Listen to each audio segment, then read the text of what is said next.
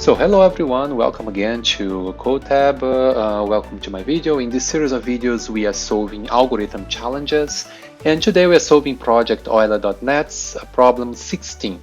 The name of the problem is power digit sum. Let's read the description.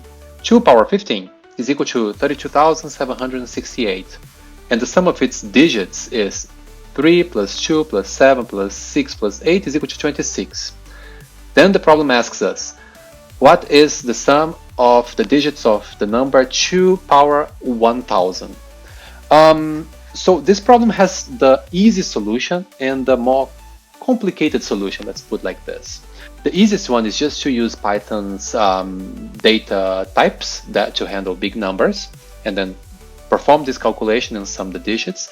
Another potential solution is to use power digit sum, so that we just calculate the power digits as one by one, like each digit individually via multiplication and carry one.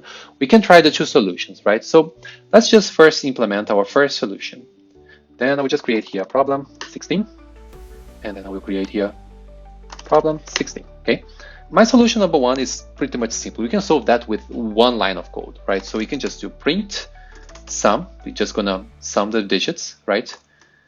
Of all digits in the string 2 power 1000.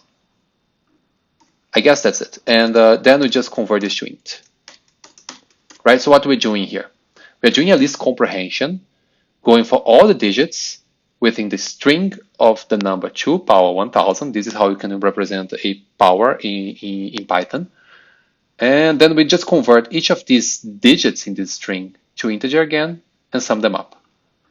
This should solve the problem. Let's give it a try.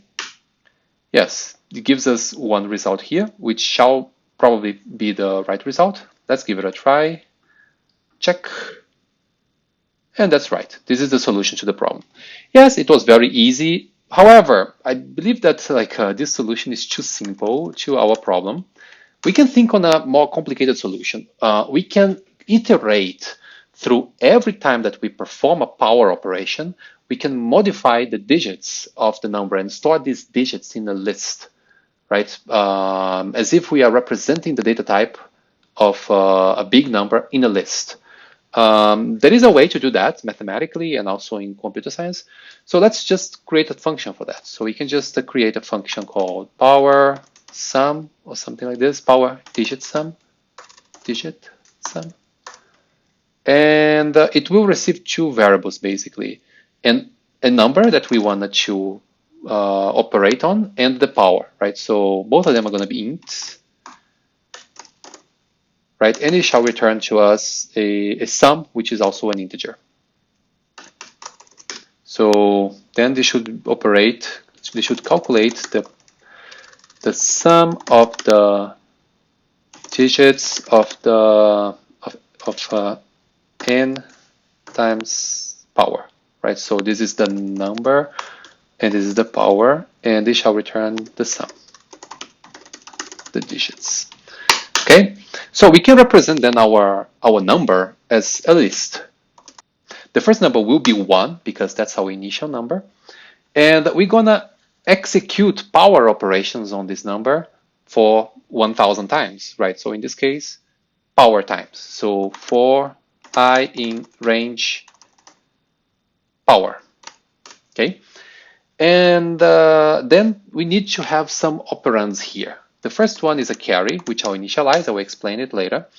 And then we also need to go, in every power operation, we need to apply this power operation to every digit, right? So we go through every digit in our vector of digits, right? In here, then we're gonna apply the power operation. So the digit that we are operating on will receive the digits in the position j multiplied by 2 plus the carry, right?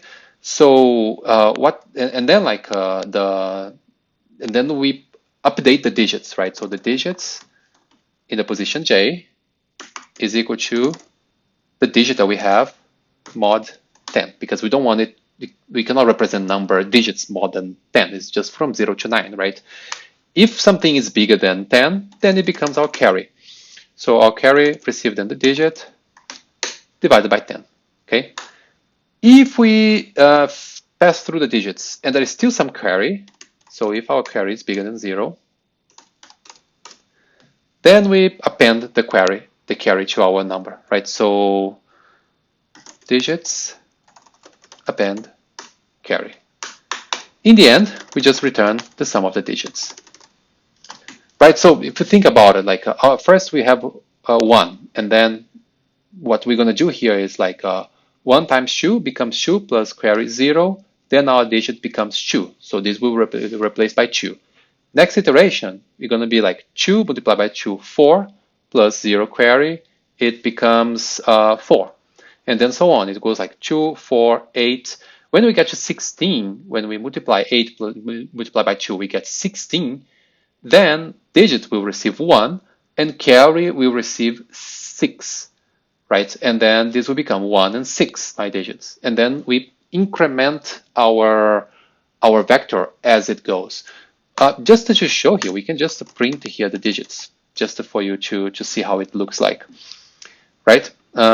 In this case here, I'm just going to print then my function call to 2 and 1000, right? This should give us 2 results here that are 1336. Let's go.